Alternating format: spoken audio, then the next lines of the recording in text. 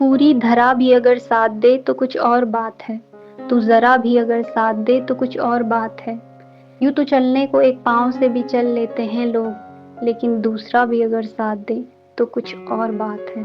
नमस्ते दोस्तों, मैं सुवी रावत आपको सुनाती हूँ एक बहुत ही छोटी मगर प्यारी सी कहानी, एक छोटी सी लड़की की, जो अक्सर अपने पिताजी को भगवान की पूजा करते हुए देखा करती थी।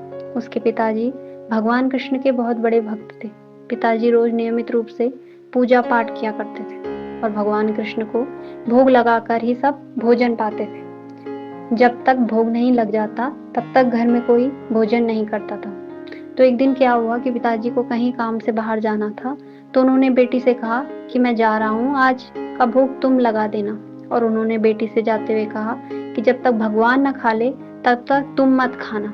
तो उसने वैसे ही किया जैसे पिताजी पूजा पाठ किया करते थे।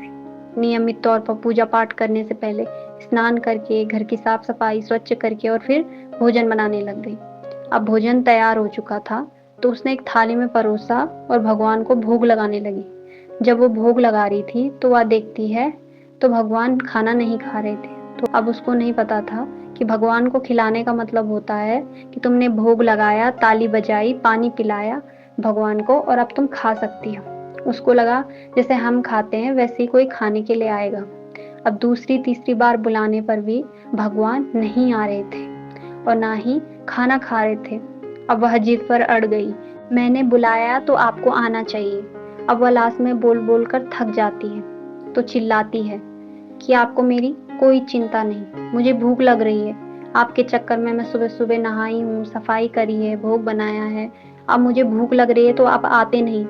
फिर उसे याद आता है कि पिताजी जब भोग लगाते थे तो पर्दा करते थे। फिर उसने भगवान को पर्दा किया और अपना मुंह घुमाकर बैठ गई। अब उसे लगा कि अब तो भगवान को खा ही लेना चाहिए। फिर उसने पर्दा हटाया तो अब देखती है कि भगवान बैठकर खिचड़ा खा रहे हैं। उस बच्ची ने शायद कभी पूजा नहीं करी थी, बहुत ज्यादा नियम नहीं पाले थे, पर उसने विश्वास किया था कि अगर मैंने बुलाया तो आपको आना चाहिए। ये छोटी सी कहानी हमें यही सीख देती है कि हमें बहुत ज़्यादा पूजा पाठ करने की ज़रूरत नहीं है भगवान को मनाने के लिए, जैसे इस कहानी में बताया गया है। क्योंकि ईश्वर सिर्फ आपकी भक्ति देखते हैं, आपके हृदय का भाव देखते हैं। आप उन्हें भाव से जितना भी समय देंगे, जो भी अर्पण करेंगे, वो उसे स्वीकार करते हैं।